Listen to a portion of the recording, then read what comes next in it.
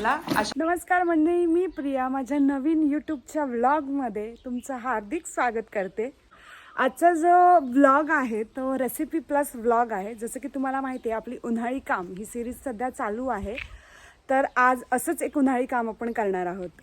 आजचा जो पदार्थ आहे तो सगळ्यांच्या आवडीचा पदार्थ आहे, तो म्हणजे कैरीचं लोणचं. तर आजच्या रेसिपीमध्ये मी तुम्हाला दाखवणार आहे की माझ्या गावी कशा पद्धतीने कोणत्या पद्धतीने कैरीचं लोणचं बनतं याची पूर्ण प्रोसेस मी तुम्हाला दाखवेल. तसं तर आमच्या बागेमध्ये बरीच आंब्याची कैरीची झाडं आहेत, पण जो मेन लोणच्याचा आंबा आहे तो आमच्या ज्या कंपाऊंडच्या बाहेर गेलेला आहे. तर सर्वप्रथम आपण त्या आंब्याकडे जाऊया. आतमध्येही एक लोणच्याचा आंबा आहे, पण पहिले कंपाऊंडच्या बाहेरच्या लोणच्याचा जे आंबे आहेत ते उतरवणी करू आणि त्याच्यानंतर आतल्या आंब्याकडे येऊया. आणि ते जाळी जी आंबे उतरवणीची जाळी असते ती घेऊन आता आम्ही आंबे उतरवायला चाललो आहे. हा आहे माझा छोटा भाऊ जो या कामामध्ये माझी मदत करणार आहे. म्हणजे मेन म्हणजे तोच हे सगळं काम करणार आहे.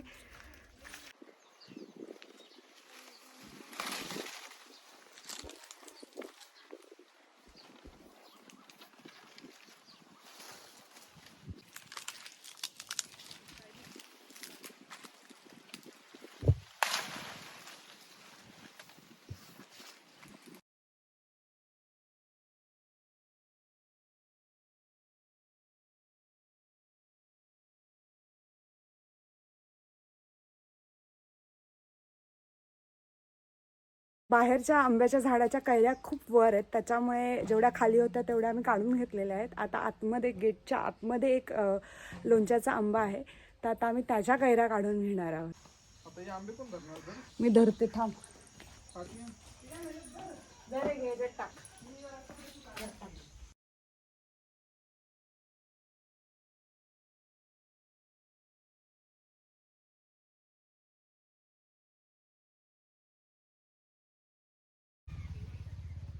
हा जो आंबा आहे तोही आम्हाला उतरवायचा आहे आज, कारण ह्या आंब्याला देखील पाड लागलेला आहे.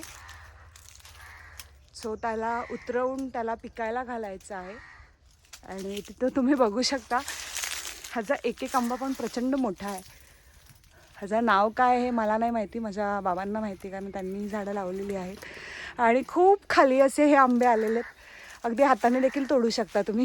हा तो आंबा आहे जो एक म्हणजे माझा पूर्ण हात ह्याच्यामध्ये मावतोय एवढा असा मोठा हा कलमाचा आंबा आहे.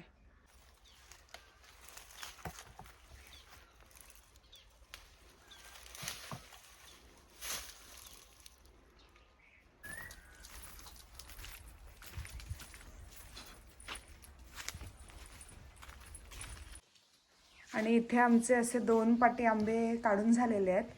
हे आंबे आम्ही पिकायला घालणार आहोत, कारण मी आता 1-2 दिवसांनी निघणार आहे मुंबईला जाण्यासाठी. सो हे आंबे मला घेऊन जायचे आहेत, जेणेकरून मी तिकडे जाऊन खाऊ शकते ह्यांना.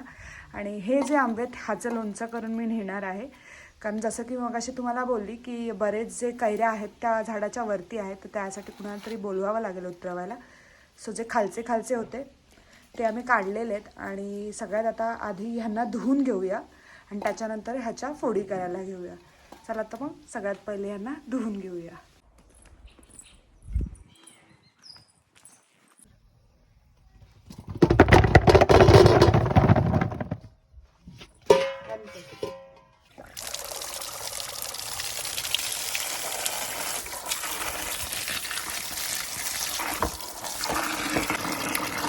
त्यांना थोडा वेळ असं पाण्यामध्ये आपण भिजायला ठेवूया, जेणेकरून त्यांचा जो चीक आहे तो निघून जाईल.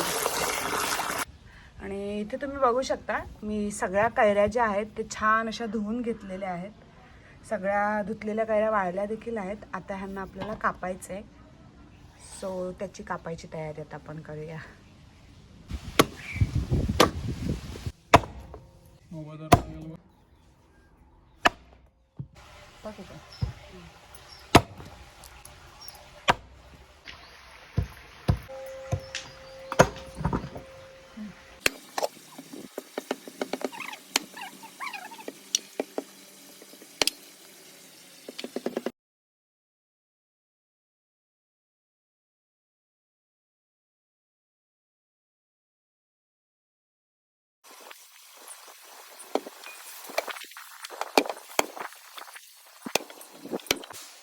इथे सगळ्या कैऱ्या कापून झालेल्या आहेत. आता ह्याच्यामध्ये मीठ टाकून याला एक पातळ फडक्यामध्ये आम्ही बांधून ठेवणार आहेत. रात्रभर बांधून ह्याला ठेवायचं, जेणेकरून ह्याच्यातलं जे काळं घाण पाणी आहे ते निघून जाईल. आणि उद्या दिवसभर ह्यांना घरामध्ये सुकायला घालणार आहे. उन्हात नाही, ह्यांना घरामध्ये सुकायला घालायचं आपल्याला. तर सगळ्यात पहिले आपण ह्याच्यामध्ये मीठ टाकून घेऊया. आता हे 25 आंबे आहेत. तर 25 आंब्याला मी एवढ्या अशा पळ्या भरून 2 पळ्या अशा मिठाच्या टाकणार आहे. ही अजून एक पळी आहे. अशा 2 पळ्या भरून मीठ टाकलेलं आहे. आता ह्यात जे मीठ टाकलं होतं ते आपल्याला छान असं मिक्स करून घ्यायचं आहे. सगळ्या कैऱ्यांना, सगळ्या फोडींना ते मीठ लागलं पाहिजे असं आपल्याला हे मिक्स करून घ्यायचं आहे. आता या फडक्यामध्ये आपण आपल्या ज्या कैऱ्या आहेत त्यांना बांधून ठेवणार आहे पूर्ण रात्रभर आणि त्यांना डायरेक्ट उद्या आपण ओपन करणार आहे.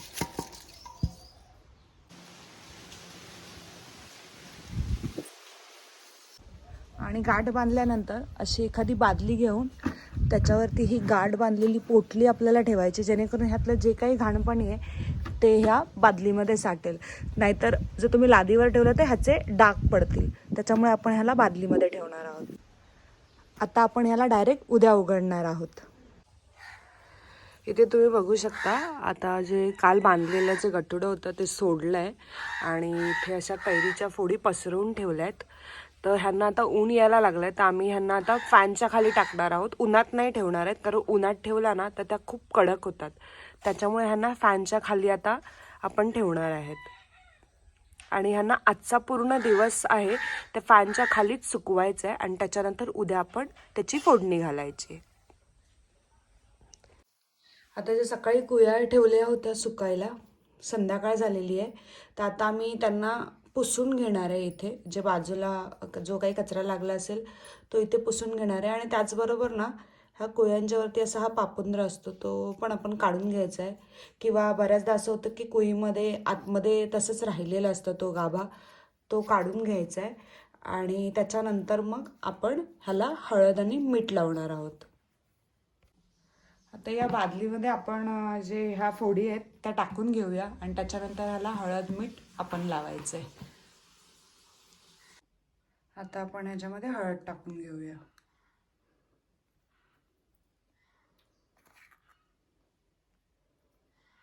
दोन चमचे मी हळद टाकले, थोडंसं अजून वर टाकते. आणि आपण ह्याच्यामध्ये मीठ टाकून घेणार आहोत. हे मोठं मीठ आहे, तुम्ही बारीक मीठ पण वापरू शकता. थोडं अजून. आणि आता ह्याला मिक्स करून घ्यायचं आहे. तर ह्याला असं मिक्स करून घ्यायचं आणि त्याच्यानंतर पुन्हा आपल्याला याला कापडाने झाकून ठेवायचं. त्याचं पण जे पाणी आहे ते बादलीच्या खालच्या साईडला जमा होईल आणि त्याने आपलं जे लोणचं आहे ते सॉफ्ट होईल. आता ह्याला आपल्याला असं बांधून ठेवायचं आहे उद्या सकाळपर्यंत, म्हणजे एक 8 ते 9 तास ह्याला असं बांधून ठेवायचं आहे. आता आज आहे दुसरा दिवस. तुम्ही बघू शकता की लोणच्याच्या ज्या फोडी आहेत त्यांना छान असं पाणी सुटलेलं आहे. तर आता आपण ह्यांना फोडणी देणार आहोत. तर फोडणीसाठी काय काय सामान पाहिजे ते मी तुम्हाला दाखवते. तर आम्ही लोणच्याचा जो मसाला असतो विकतचा तो नाही टाकत, आम्ही फक्त हेच आहे तेच टाकतो. तर इथे मी घेतलेला आहे 1 पळी मोहरीची डाळ, 1 चमचा मोहरी, 1 पळी लसूण आणि हिंग 2 चमचे आम्ही टाकणार आहोत. तर आता ह्याला फोडणी घालणार आहोत. आमच्या ज्या कैऱ्या आहेत त्या 25 कैऱ्या आहेत आणि 25 कैऱ्याच्या हिशोबाने हे सामान आहे. आता कढईमध्ये इथे तेल ओतणार आहोत.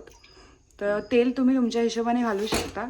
तुम्हाला जेवढं लोणचं आहे त्याच्या हिशोबाने तुम्ही तेल घालू शकता. कारण तेल जरी जास्त झालं तर लोणचं काही खराब नाही होत. उलट ते तेल तुम्हाला दुसऱ्या लोणच्यालाही वापरता येतं.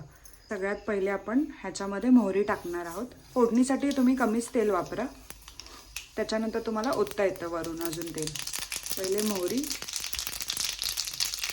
आणि त्याच्यानंतर ह्यातच लसूण टाकायचं आपल्याला. लाल झालं आहे. आता त्याच्यामध्ये आपण जे मोहरीची डाळ होती ती पण टाकून घेतली. त्यातच आपल्याला 2 चमचे हिंग टाकायचे. 2 चमचे फुल भरून हिंग टाकायचं, जेणेकरून हिंगाचा स्मेल आहे लोणच्याला कामाचा येतो. आता इथे वरून पुन्हा तेल ओतणार आहे, कारण फोडणी आपली बसलेली आहे. तर आता वरून आपण आपल्या अंदाजाने तेल टाकू शकतो. 25 कार्यांसाठी आम्ही एवढं टाकलं आहे. तेल एकदम छान उकळलेलं आहे. आता गॅस पण बंद केलेला आहे. आता ह्या तेलाला आपल्याला एकदम थंड होऊन द्यायचं आहे.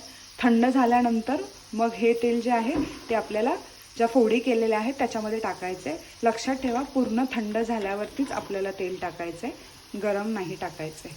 तर ह्याची थंड व्हायची आता आपण वाट बघूया. आता हे तेल जे आहे ते एकदम थंड झालेलं आहे. आता आपल्याला हे तेल त्या फोडींमध्ये टाकायचं आहे. ह्याच्यामध्ये तुम्ही तेल अजून पण ओतू शकता. ह्याला छान असं हलवून घ्यायचं आहे. ह्याच्यात आपण कोणत्याहीच प्रकारची ॲडिशनल मिरची पावडर किंवा लोणच्याचा मसाला वगैरे नाही टाकलेला आहे. हे लोणचं असंच खायला खूप छान लागतं. अक्षरशः 2-2 वर्ष हे लोणचं टिकतं. ह्याला अशा पद्धतीने तुम्ही हलवून घेऊ शकता. सध्या आम्ही बादली वापरत आहोत. तुमच्याकडे जर डेरा असेल तर तुम्ही डेराही वापरू शकता. इथे लोणचं छान असं हलवून झालेलं आहे. तर अशी होती ही माझी आजीची लोणच्याची रेसिपी. तर तुम्हाला ही रेसिपी कशी वाटली ते मला नक्की सांगा. आणि हे लोणचं तुम्ही प्लास्टिकच्या भरणीमध्ये किंवा काचेच्या भरणीमध्ये वर्षभर टिकवू शकता.